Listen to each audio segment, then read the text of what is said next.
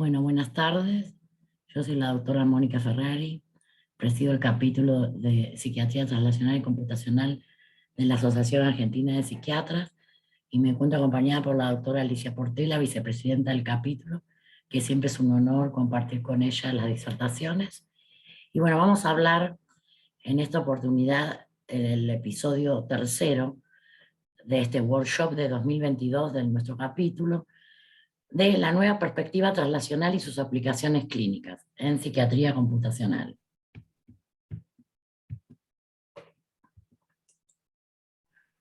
Bueno, nosotros venimos hablando sobre la inteligencia artificial y las aplicaciones clínicas y cuál sería la nueva perspectiva translacional y las aplicaciones. Nosotros sabemos que los avances recientes en donde la relación entre la neurociencia y la inteligencia artificial llevaron importantes avances en el campo son en los modelos de inteligencia artificial de la memoria de trabajo, el procesamiento visual de la inteligencia artificial, el análisis de la inteligencia artificial de grandes conjuntos de datos en neurociencia y en la psiquiatría computacional. Con respecto a la memoria de trabajo artificial inspirada en la neurociencia, se utiliza una forma de memoria de trabajo conocida como memoria de acceso aleatorio o memoria RAM, que actúa como caché para los datos requeridos por el procesador central y está separada del almacenamiento de memoria a largo plazo en unidades de disco duro de estado sólido, y sobre todo esto se ve en neocorteza y en hipocampo. Se han propuesto varios mecanismos neuronales para explicar esta actividad persistente. Estos incluyen la conectividad excitatoria recurrente, como vemos en la figura, de redes de neuronas, la biestabilidad celular, donde las propiedades intrínsecas de las neuronas pueden producir un estado de pico continuo, y las cadenas de fuego sintético, donde la actividad se mantiene en bucles de alimentación hacia adelante con disparos síncronos. Estamos hablando ya un poco más de neurociencia computacional. Los más investigados han sido los modelos de excitación persistente en las redes neuronales conectadas de forma recurrente.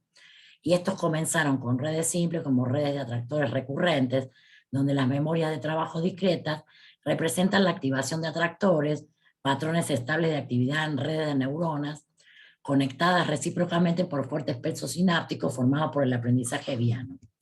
Entonces la teoría hebbiana va a describir un mecanismo básico de plasticidad sináptica en el que el valor de una conexión sináptica se incrementa si las neuronas de ambos lados de dicha sinapsis se activan repetidas veces de forma simultánea.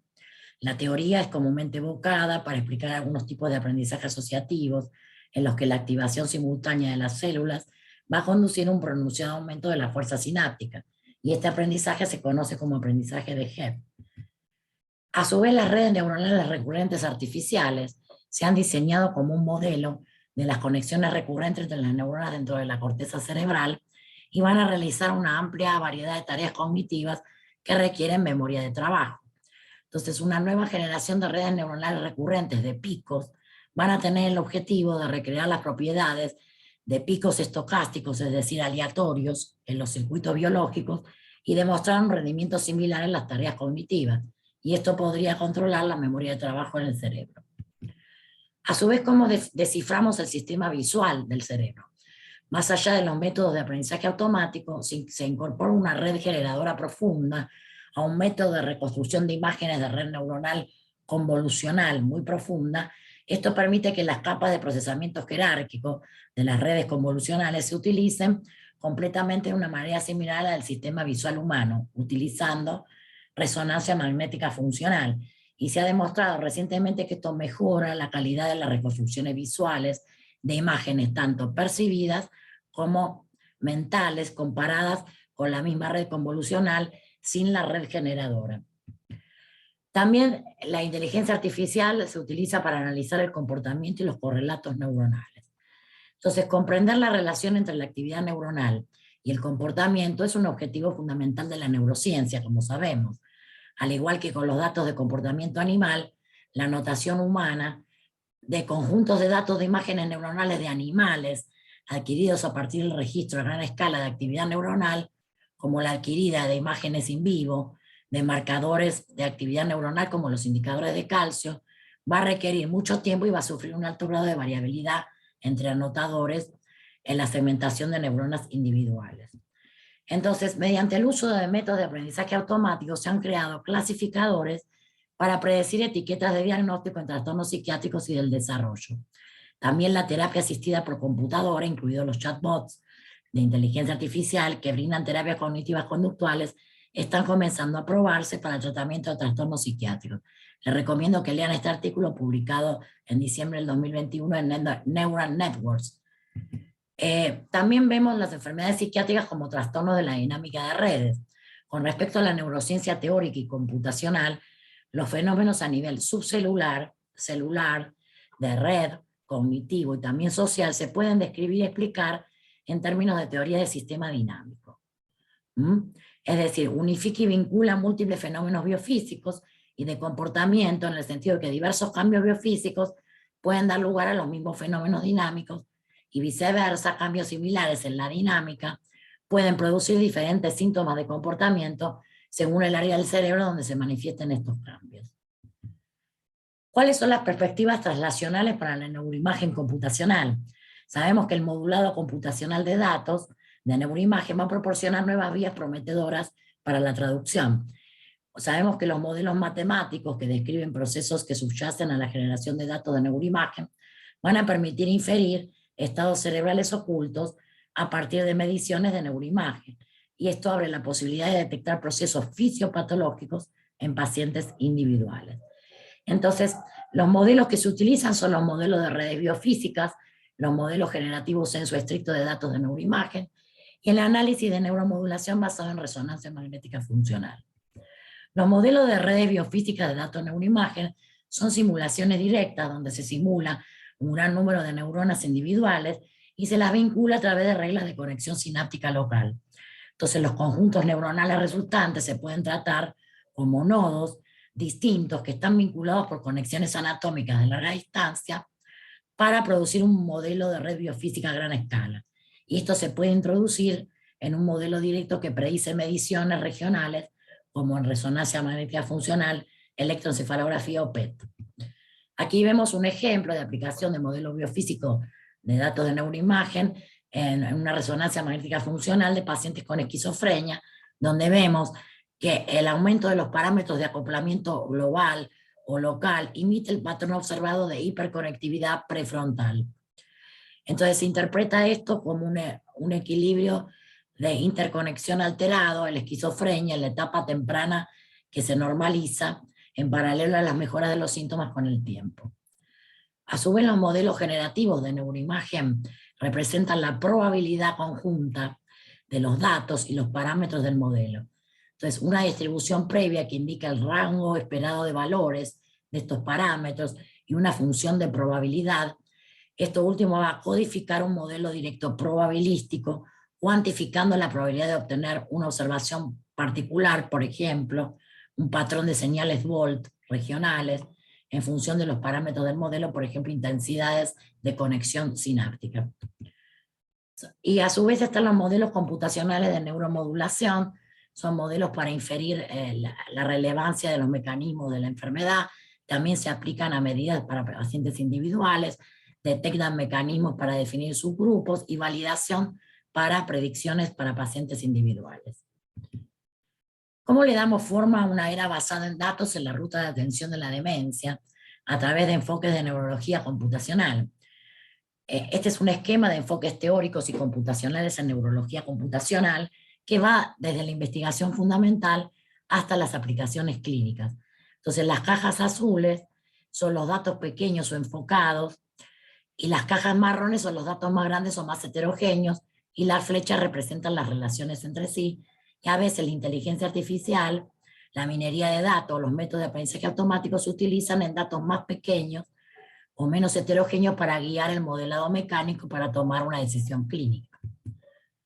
La inteligencia artificial y los enfoques computacionales para la epilepsia, vemos que la descripción general de estos enfoques computacionales para la medicina personalizada se usa una gran cantidad de datos médicos acumulados y técnicas in silico avanzadas. La plataforma médica personalizada podría construirse para proporcionar un diagnóstico preciso, predicción de pronóstico y optimización del tratamiento para pacientes individuales con epilepsia.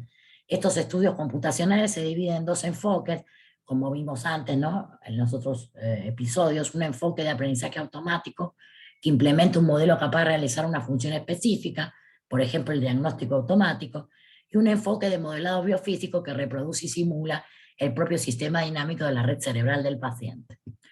Entonces vemos aquí el empleo de algoritmos de aprendizaje automático tradicionales o algoritmos de aprendizaje profundos que se basan en electroencefalografía o datos registrados a partir de pacientes con epilepsia, y en comparación con el aprendizaje automático tradicional, que tiene un proceso de 2 pasos, que sabemos que primero se eligen los datos, se extraen manualmente, y luego entrenan a la máquina aplicando las características como entradas. El enfoque de aprendizaje profundo descubre automáticamente las características discriminatorias de los datos y las va a aprender.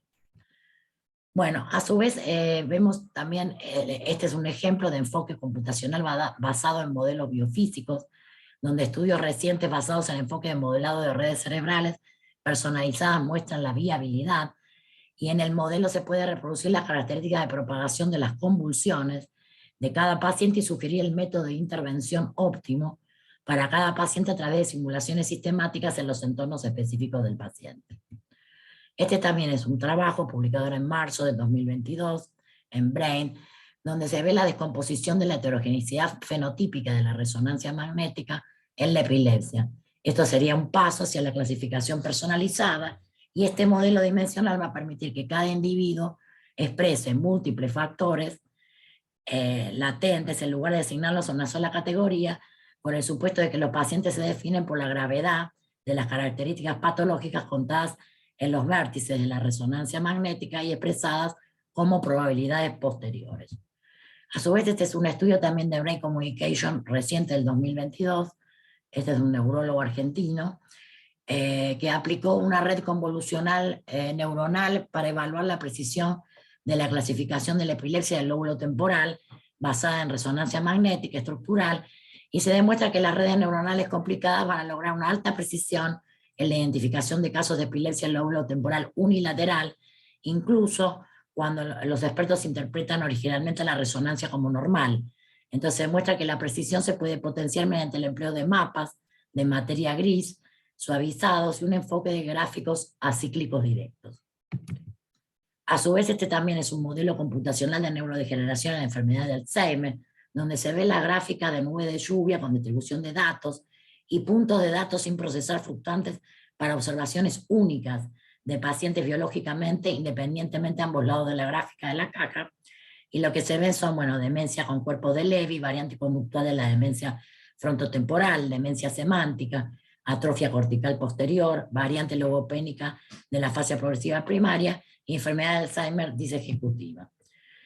También vemos el camino de la medicina personalizada en la enfermedad de Alzheimer con el uso de la inteligencia artificial, donde las principales aplicaciones de aprendizaje automático se aplican en la enfermedad de Alzheimer con la definición de la progresión y la conversión como medidas de tiempo hasta el evento debido al deterioro cognitivo, y estos serían los campos de estudio de la enfermedad de Alzheimer confluyendo en el desarrollo de biomarcadores.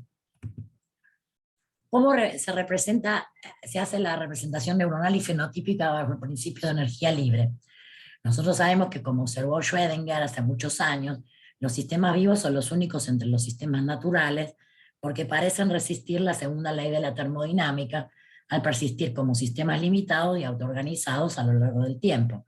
Entonces esto inspiró una nueva línea de investigación que se centra en general en la teoría de los sistemas evolutivos. Entonces aquí vemos el esquema de la organización jerárquica multiescala de las redes cerebrales, donde las redes neuronales van a estar compuestas por nodos y sus conexiones, denominadas aristas. Entonces un nodo se define como una unidad de interacción de una red, y es una red compuesta por nodos más pequeños que van a interactuar en un nivel jerárquico más bajo, produciendo redes neuronales anidadas que se extienden desde las neuronas hasta las macrocolumnas y las regiones macroscópicas del cerebro. Entonces una jerarquía cortical simple con errores de predicción ascendentes y predicciones descendentes. Vemos las celdas piramidales superficiales, los triángulos rojos, que comparan las expectativas en cada nivel con predicciones de arriba abajo de las celdas piramidales profundas, triángulos negros en los niveles superiores, o sea, top-down o bottom-up. Bueno, una manta de Markov va a definir un sistema de interés al identificar estados que median las relaciones probabilísticas con los eventos y las regularidades del entorno en el que está incrustado, y que causa o genera estados sensoriales. O sea, el concepto de Markov es matemático de grupos. Entonces, los estados activos van a afectar, pero no se ven afectados por los espacios externos, como vemos en la figura, mientras que los estados sensoriales afectan, pero no son afectados por los estados internos. Entonces, dada esta partición, estos estados internos son independientes de los estados externos, dado los estados generales. Entonces, el modelo generativo va a ser una densidad de probabilidad conjunta sobre las variables de un sistema, y en el caso de la inferencia activa va a ser una densidad de probabilidad conjunta sobre estados organímicos, los llamados estados particulares, es decir, estados internos sensoriales y activos y estados ficticios externos. Bueno, vamos a hablar algo sobre programación, procesamiento del lenguaje natural, translacional. Este es un nuevo paradigma, y los principios generales para la investigación. Se ve la interacción entre la teoría lingüística y el desarrollo de modelos para las aplicaciones en la investigación del procesamiento del lenguaje natural. Entonces vemos que las líneas continuas van a indicar el paso de la investigación básica a las aplicaciones, y las líneas discontinuas indican cómo la investigación aplicada retroalimenta el estudio básico. Entonces se desarrolla como procesos para realizar este intercambio, y acá se muestran una serie de elementos de la verificación del procesamiento del lenguaje natural translacional, con preguntas claves como son qué información se necesita, las características de los datos, los paradigmas, los recursos que están disponibles, las tecnologías, el de procesamiento del lenguaje natural, la evaluación, la interpretación y la aplicación de la ingeniería. Entonces vemos, esta es una revisión narrativa del procesamiento del lenguaje natural aplicado a la detección de enfermedades mentales, y lo que se preguntan es cuáles son las principales tendencias y enfoques del procesamiento del lenguaje natural para la detección de enfermedades mentales, qué funciones se han utilizado para detectar la salud mental en los modelos tradicionales basados en el aprendizaje automático, qué arquitecturas neuronales se han utilizado para detectar enfermedades mentales, y cuáles son los principales desafíos y direcciones futuras del procesamiento del lenguaje natural para enfermedades mentales. Entonces aquí vemos en el gráfico el número de publicaciones, cómo fue creciendo desde el 2012 al 2021. A su vez también se utiliza el diagrama de Sankey de métodos de enfermedades, lenguajes y aplicaciones del procesamiento del lenguaje natural, donde se ven los diferentes métodos. Bueno, acá el gráfico no está muy claro, pero se representan a través de flujos, y los nodos se representan como rectángulos, y la altura va a representar el valor. Y el ancho de cada línea curva es proporcional a sus valores. Entonces vemos depresión, suicidio, estrés, ansiedad, trastorno por estrés postraumático, desorden de la alimentación, bueno, etc. A su vez, ¿cuál es la distribución de diferentes fuentes de datos? Vemos en este gráfico circular, muestran los porcentajes de diferentes fuentes de datos textuales en función de sus números, donde se ve que, bueno, la mayor fuente es Twitter, y los datos son de los medios sociales, por ejemplo, el Twitter, los foros online, las entrevistas, el Facebook, las escrituras narrativas, el Reddit, el LiveJournal, el Instagram, y a su vez se ven las proporciones de varios tipos de enfermedades mentales, donde el gráfico muestra los porcentajes de diferentes tipos de enfermedades mentales en función de sus números, y vemos que el porcentaje más alto es la depresión, con 45%, y el suicidio, con 20%. Bueno, a su vez, ¿cuáles son las promesas y los peligros de este enfoque de procesamiento del lenguaje natural? Nosotros vemos en esta figura dos enfoques, que una ruta muestra el lenguaje de un paciente que se usa como entrada para un modelo entrenado, y la otra vía puede utilizar un modelo para cuantificar signos y síntomas de una enfermedad de forma objetiva, y también otra ruta sería que los resultados de esos modelos pueden ayudar a establecer el diagnóstico. Entonces vemos que el procesamiento del lenguaje natural en psiquiatría puede descubrir síntomas que se pasan por alto fácilmente. Un estudio reciente que utiliza modelos estadísticos de procesamiento del lenguaje natural encontró que la referencia indirecta a conceptos auditivos como susurro, canto o voz va a poder predecir el desarrollo posterior de psicosis durante el seguimiento de 2 años. Y a su vez también facilita la asignación de pacientes a categorías de enfermedades. Un trabajo reciente demuestra que la ocurrencia del suicidio está bien predicha por las selecciones de palabras y las características vocales de un individuo. También descubre nuevas categorías de enfermedades. Los métodos de procesamiento del lenguaje natural se pueden usar para ayudar a descubrir y definir categorías naturales de enfermedades. Como vemos en este ejemplo, se identifican grupos naturales en la fase progresiva primaria sobre la base de características del lenguaje de complejidad sintáctica, tasa de vacilación y denominación. ¿Y cuáles son los peligros potenciales de su aplicación? Sabemos que estos modelos están entrenados en textos generados por humanos y pueden adquirir algunos de los estereotipos, prejuicios y creencias tóxicos que pueden ser inherentes a estos textos y pueden ser vehículos para la desinformación, impactar potencialmente en la privacidad de los pacientes. Se puede revelar mucha más información sobre las creencias, sentimientos y vulnerabilidades, y también podrían conducir a una perspectiva de objetivación que reduce al paciente a una matriz de números. Bueno, este es un estudio interesante que es el metaanálisis del error de predicción humano para incentivos, percepción, cognición y acción, donde vemos que los errores de predicción son la piedra angular, una de las piedras angulares para la neurociencia computacional. Entonces hay evidencia de señales de error específicas de dominio en la jerarquía visual, durante la percepción visual, y en la corteza prefrontal dorsomedial durante la inferencia social. Entonces se evalúa el sesgo después de los metaanálisis previos de neuroimagen y se utiliza la corrección de errores para comparaciones múltiples. Entonces, esta organización de computación por región va a ser invaluable para construir y probar modelos mecánicos de función y disfunción cognitiva tanto en máquinas, en humanos como en otros animales. Y las limitaciones incluyen tamaños de muestras pequeños y el enmascaramiento de los ROI, y en algunos estudios incluidos que se abordan al ponderar cada estudio por el tamaño de muestra. Bueno, también es importante el uso de la conectómica computacional a cerebro completo para comprender los trastornos neuropsiquiátricos. Entonces vemos que los modelos computacionales de todo el cerebro han comenzado a hacer avances en la comprensión del vínculo entre la conectividad cerebral estructural y funcional y su posible ruptura en la enfermedad. Pero sabemos que los modelos de redes topológicas son útiles como herramientas descriptivas para caracterizar la organización cerebral en salud y enfermedad.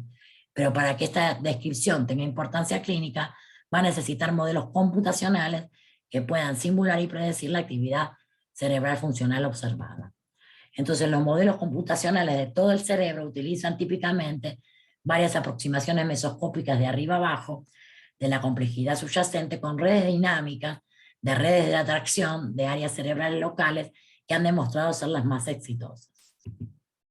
Bueno, hablamos algo por último de nosología computacional y psiquiatría de precisión.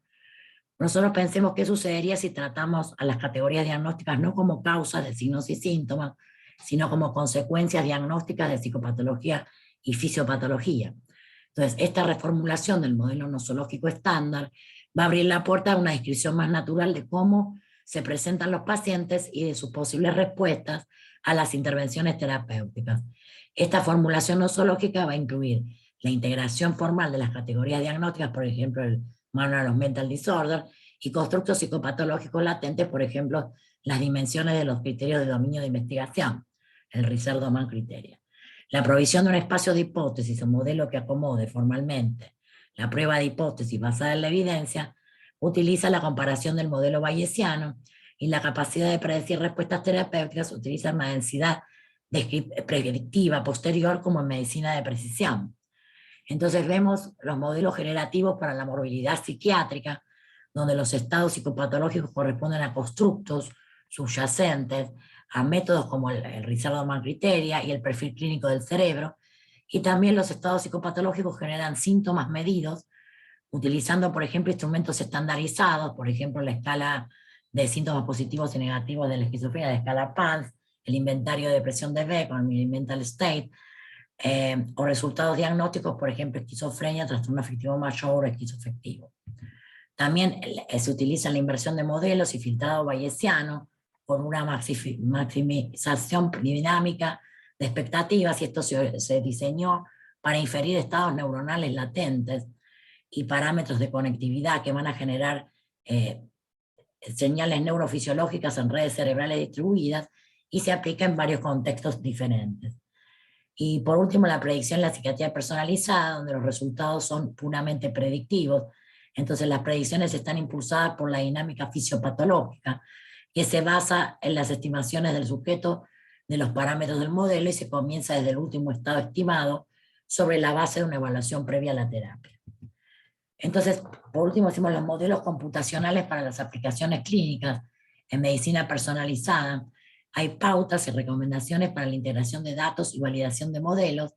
Sabemos que los conceptos computacionales para la estratificación de pacientes en medicina personalizada, el proceso de modelado va a comenzar con la recopilación de los datos de varias fuentes de entrada de datos, y luego dos herramientas básicas de modelado, que son los modelos mecánicos basados en teoría, que ya estuvimos hablando bastante en otros episodios, y el aprendizaje automático basado en datos.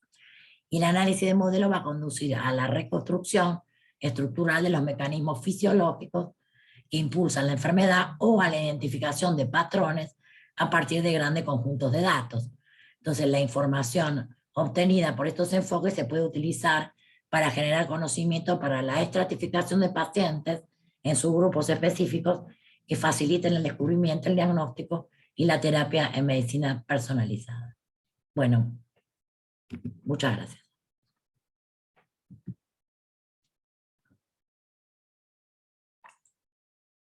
Sí, Alicia. Acá estamos. Bueno, voy a compartir pantalla.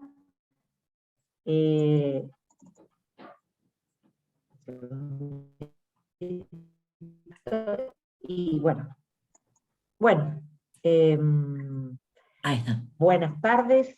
Bueno, quedé escuchando todo.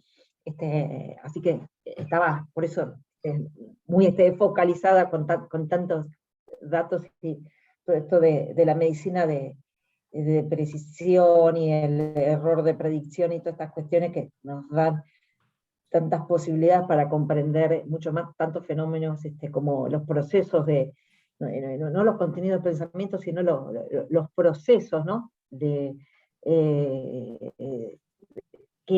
hace que vaya a generar modificaciones incluso desde los modelos de psicoterapia. Bueno, la idea mía es presentar dentro de este área algunas aplicaciones, y bueno, voy a comenzar hablando algo que siempre traigo esta diapositiva, sobre todo en estos días, ¿no? que sucedió esto del censo, ¿no? Pensaba tanto esto de, hablando, lo primero es la alfabetización digital, con una mirada hacia las personas, hacia nuestros pacientes, en realidad esto desde la escolaridad, desde el colegio, y bueno, siempre traigo un poco esto porque creo que lo vimos en estos días, si hay una aplicación que tenemos que tener en cuenta en nuestros pacientes es incentivarlos a que aprendan el uso de la tecnología, no porque nosotros seamos unos fanáticos de la tecnología, sino para no dejarlos aislados o no alfabetizados en muchos aspectos. Y bueno, esto lo digo como un tema de nuestra práctica de psiquiatras, y las prácticas médicas es incentivar a los pacientes a la utilización de los medios digitales para que estén insertados en todo lo que va sucediendo. Y hablando de tecnologías, voy a hablar un poquitito de algunas aplicaciones, que son algunos software y programas que podemos ir utilizando y que hay que desarrollar y que implica un trabajo multidisciplinario, un poquito acerca de los conceptos y aplicaciones de realidad virtual, y el tema de los juegos, que genera tanto tema, porque por un lado vemos las adicciones y todo lo que genera en contra de los chicos que están horas y horas en juego, pero vamos a hablar un poco de cómo pueden tener su parte positiva y cómo se está haciendo utilización de ellos en favor de algunas prácticas. Bien. Entonces estamos hablando de innovaciones, ¿no? Y cuando tenemos nuevos recursos, hablamos de innovación, y qué debe tener un nuevo recurso, un recurso que es nuevo, y vamos a hablar de tres cuestiones. Primero, deseabilidad, o sea, tiene que ser un recurso tecnológico o el que sea identificado por la comunidad como una necesidad. Ahora vamos a hablar un poquito de eso. Segundo, la viabilidad, ¿no? Al uso de la tecnología. Que vemos que cada día, digamos, esto se va haciendo un poco más democrático, o sea, en el sentido democrático, más accesible, si bien no lo es de todo en las distintas en las distintas clases sociales, los distintos tipos de recursos, pero cada día la viabilidad es un tema menos complejo en cuanto al uso de los pacientes de la tecnología. Lo que sí creo que todavía nosotros, la viabilidad está reducida en cuanto al costo de algunas tecnologías por parte de los profesionales. Y la validación, ¿no? Sabemos que la medicina es basada en la evidencia y que las cosas deben estar validadas, pero la validación lleva mucho tiempo, y a veces podemos empezar a utilizar recursos aunque no estén validados y creemos que pueden ser positivos, y ir evaluando en cada paciente antes de que esto llegue. Entonces, con relación a la deseabilidad, acá tenemos algún estudio en que, por ejemplo, la utilización de teléfonos móviles para el manejo de algunos problemas, y se estudió cómo estaba aceptado esto en pacientes con psicosis y trastorno bipolar. Se encontraron, bueno, puntos de vista contradictorios. Por un lado, permiten aumentar el acceso a opciones de apoyo en salud, el impacto en las intervenciones, funciones y responsabilidades del personal, y aparentemente hubo una buena aceptación con pros y contras, y esto hay que entenderlo como algo que mejora, no reemplaza al apoyo presencial o por telemedicina del profesional, pero puede ser un apoyo, y es así aparentemente aceptado. Se observó una aceptación relativamente alta en pacientes con estas características. Cuando hablaba de viabilidad, me refería antes a que los pacientes tengan acceso a tecnología. Y por otro lado, vemos lo que implica el desarrollo de una herramienta, ¿no? Desde las plataformas que hay que tener, luego todo una evaluación del paciente, tutoriales. Cuando, por ejemplo, vamos a ver el tema de juegos, implica no solo neuropsicólogos y neurobiólogos sabiendo qué ejercicios, por ejemplo, cognitivos vamos a hacer, sino también implica una narración, implica un manejo adecuado de lo que sería el feedback positivo para que el paciente esté motivado, y todo esto es una interacción, y como ven, entonces no solo es el tema de tener acceso a la tecnología, sino también de cómo hacer el desarrollo de nuestras propias herramientas, ¿no? Me refiero a la de cada país o región porque puede ser Latinoamérica, ¿no? Y la validación, como les decía antes, bueno, hay pocas cuestiones validadas en estos recursos, pero esto no significa que no podamos hacer uso de ellos, porque nosotros lo que vamos a ver es cuánto es positivo en nuestro paciente, y ahí decidiremos luego si el paciente adhiere y si es conveniente para él o no el recurso. Pero hay algunos, van surgiendo validaciones. ¿Ven? Por ejemplo, aquí aparece un videojuego de tipo digital para mejorar el funcionamiento en niños con TDAH, que está validado por la FDA.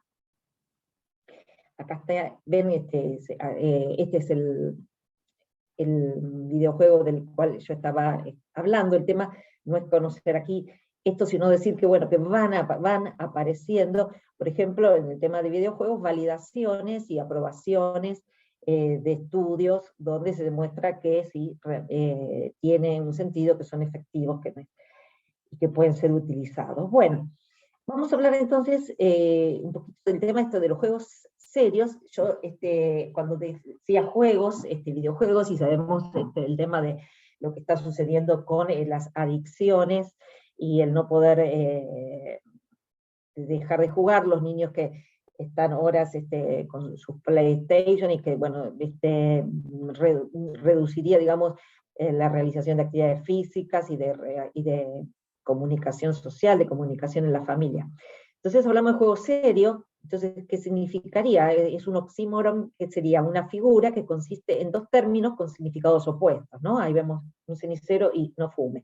Entonces hablamos del juego, que tiene todo esto de la adicción, pero que podemos encontrar algunas, vamos a ver cuáles son las aplicaciones muy oportunas y todas las los beneficios que pueden tener. El tema va a estar en cómo son administrados, ¿no?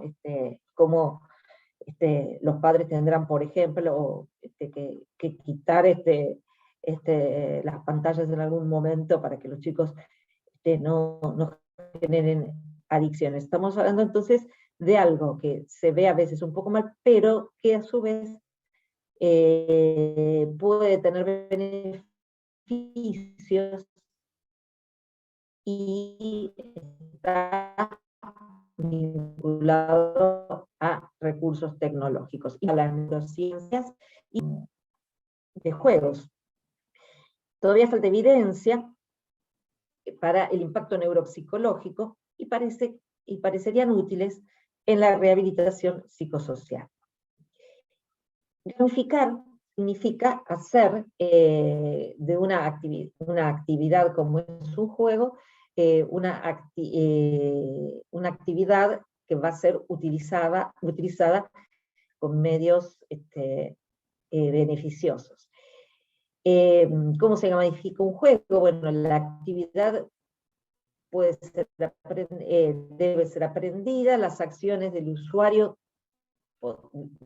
deberían ser medidas, así nosotros podemos ver cómo va evolucionando. Feedbacks deben ser entregados al usuario en forma oportuna para que el juego genere un feedback y un efecto en el paciente. Bueno, acá les traigo a propósito de esto que seguramente muchos lo conocen, Minecraft. Es un juego que los chicos utilizan mucho, y fíjense que las propiedades positivas que puede tener, ¿no? Impulsa el aprendizaje significativo del mundo real en mundos inmersivos, facilita la imaginación, los prepara a los chicos para el futuro digital, y también genera habilidades sociales y emocionales, empatía, aprende ciudadanía digital. O sea, vemos un juego que, bueno, que es muy popular como Minecraft, que tiene puede tener efectos muy positivos si se utiliza bien en los niños. Vemos algunos de los beneficios: autocontrol, autoevaluación. No hablo de Minecraft, sino de los videojuegos utilizados en forma adecuada. Motivación, instinto de superación, inversión de esfuerzo, de que el esfuerzo es reconocido por el feedback positivo, habilidades motrices, de reflejos y respuestas rápidas, mejora la percepción visual, la coordinación oculomanual, la percepción espacial, curiosidad, inquietud por probar, e inquietud por investigar. Bien. Este consorcio, bueno, de algunos países de Europa del Este, Europa Central, que ellos están realizando justamente este tema de los juegos para utilizar en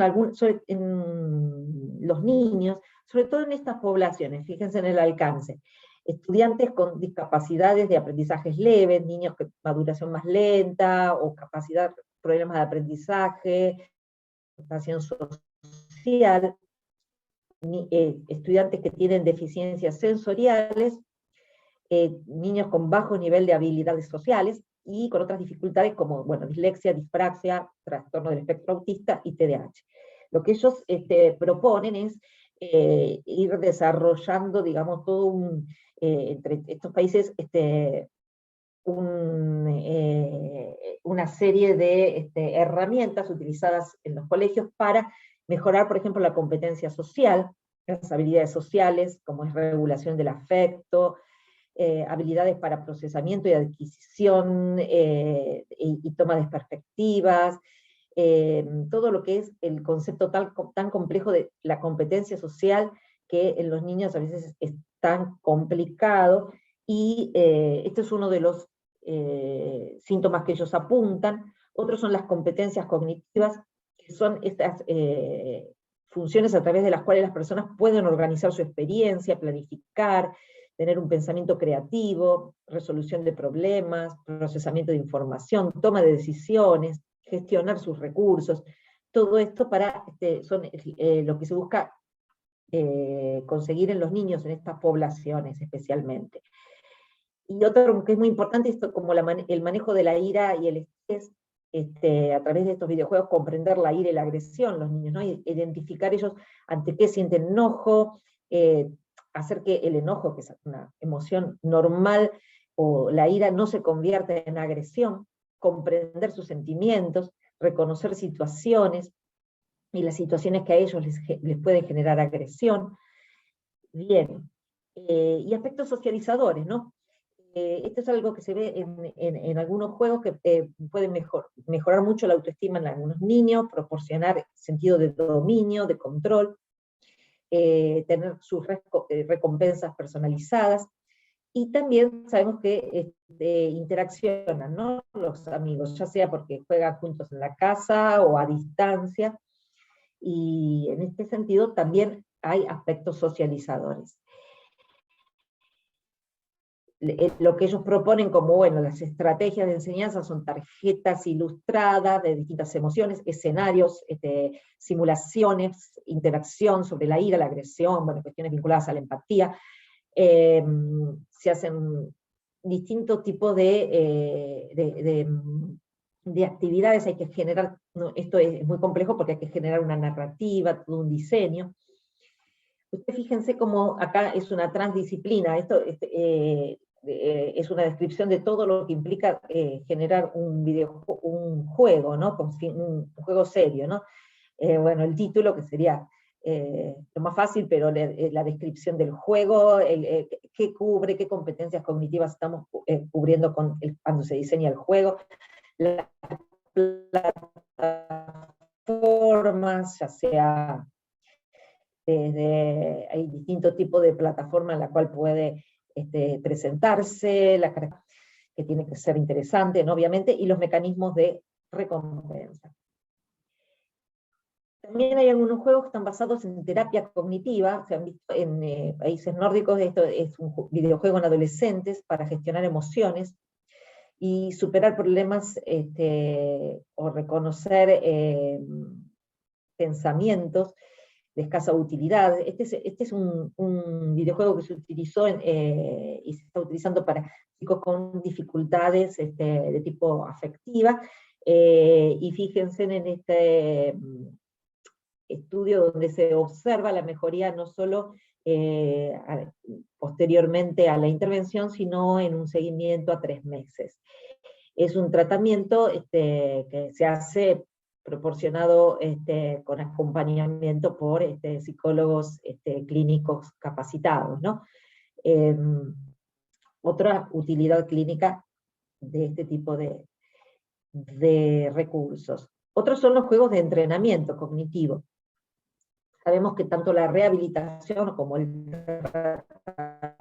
tratamiento neuropsicológico tiene la premisa de que si nosotros repetimos determinadas tareas vinculadas a dominio, no se sabe cuánto esto impacta, o sea, se sabe que impacta, pero hay dudas cuánto en el mundo real, y el tema es el cambio del paradigma que veníamos utilizando siempre del lápiz-papel hacia esto de lo digital, ya sea algunas plataformas, como vemos, o la realidad virtual, como vemos.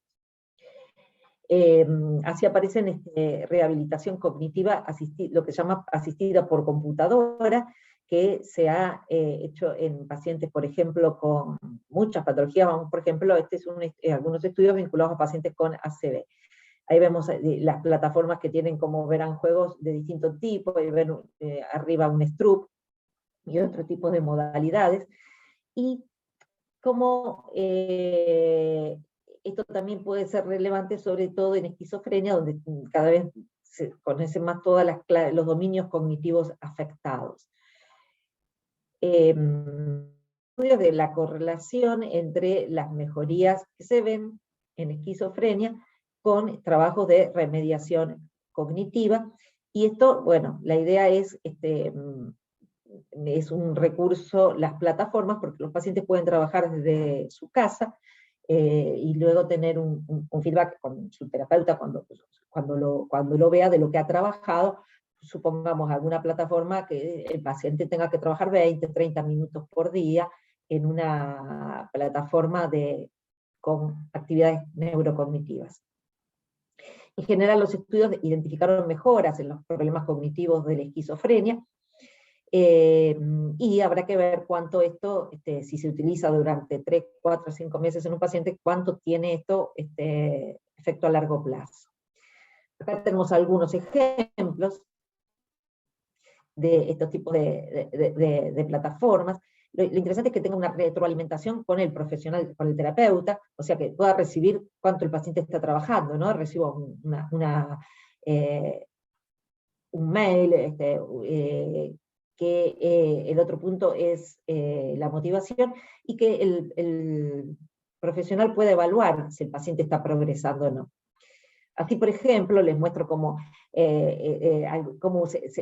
les facilitan a los profesionales cómo es el trabajo. Digamos, realizarás una exploración neuropsicológica de tu paciente, de cómo está cognitivamente, para un tratamiento personalizado. Uno puede elegir en los juegos que quiere que el paciente, los juegos o las actividades que el paciente, no son juegos, sino que son trabajos neurocognitivos. Podrás pautar el tratamiento para que se rehabilite, y podrás revisar los resultados del paciente, del estado cognitivo y de cómo va trabajando. Y el paciente puede trabajar en su casa todos los días, 30 minutos, con flexibilidad de horarios. Bueno, seguimos con otros recursos, como son la biorretroalimentación o neurofeedback, que es un derivado del biofeedback. Y esto se está viendo, por ejemplo, muchos estudios de cómo puede ser efectivo en rehabilitación post-ACV, pacientes que han tenido, bueno, determinadas alteraciones neurocognitivas secundarias a un accidente cerebrovascular. También es una intervención potencial y que está bastante validada en TDAH. Hay evidencia con bases a metaanálisis grandes. El neurofeedback, bueno, generalmente hay que hacer un estudio previo para ver, bueno, cuál es alteraciones que se ven en los mapeos cerebrales, en las ondas cerebrales típicas del TDAH o de los niños con problemática de neurodesarrollo, y a partir de ahí se puede realizar el tratamiento, que hay protocolos bien específicos para este tipo de problemática. En cuanto a la realidad virtual, bueno, no me voy a extender mucho en esto, pero en TOC, en agorafobia, se busca una manera más controlada de hacer las exposiciones, y en este sentido, lo que se ve en los estudios es que no hay todavía una gran evidencia de que la exposición real sea mejor o igual o peor que la exposición con realidad virtual. Pero teniendo en cuenta que la evolución tecnológica y la mejoría en las técnicas, posiblemente dentro de algunos años podremos ver que los efectos sean superiores a la exposición en vivo. Bueno, traté de ser así, bastante específica en el tema de los distintos recursos, y sí nos encontramos entonces en un momento en el que hay tecnologías que podremos utilizar, que no va a suplantar para nada al trabajo presencial del profesional, pero ustedes imagínense, uno atiende a un paciente y si le da la posibilidad de todos los días tener, ven, como yo decía, este tema de las plataformas, 20, 30 minutos de una actividad de rehabilitación o de tratamiento cognitivo y tener un feedback a través de un correo electrónico con el profesional, cuánto se aumenta el tema en cuestión de tiempo y de costos, y de dar una oportunidad, una rehabilitación cognitiva que cuando se hace en forma presencial implica mucho tiempo, movilización, y es un recurso que es muy útil, pero muy difícil de implementar en los sistemas de salud. Entonces, tendremos que pensar en desarrolladores, diseñadores, médicos, y como usuarios, pensar en estas herramientas, y creo que lo que hace es que el sector nuestro, de Latinoamérica, pueda tener sus propios desarrollos vinculados con nuestra cultura, para empezar no solo a utilizar esto, sino a generar nuestros propios recursos. Bueno, creo que con esto traté de resumir un poco esto de las aplicaciones en este tercer encuentro, que la idea era de resumirles algunas aplicaciones prácticas y que seguramente de a poco vamos a ir todos utilizando. Bueno, doctora Ferrari, no sé si estás por allí. Sí, aquí estoy. Bien. Bueno, excelente, como siempre, Alicia. Bueno, ya estamos mostrando bastante de la utilidad de la psiquiatría translacional y computacional, ¿no? Así que bueno, los esperamos, agradecemos a todos los que participaron y los esperamos para la próxima conferencia, el episodio 4, que va a ser el 10 de junio a las 18:30. Bueno, muchísimas gracias y estamos a disposición en el capítulo. Gracias. Gracias.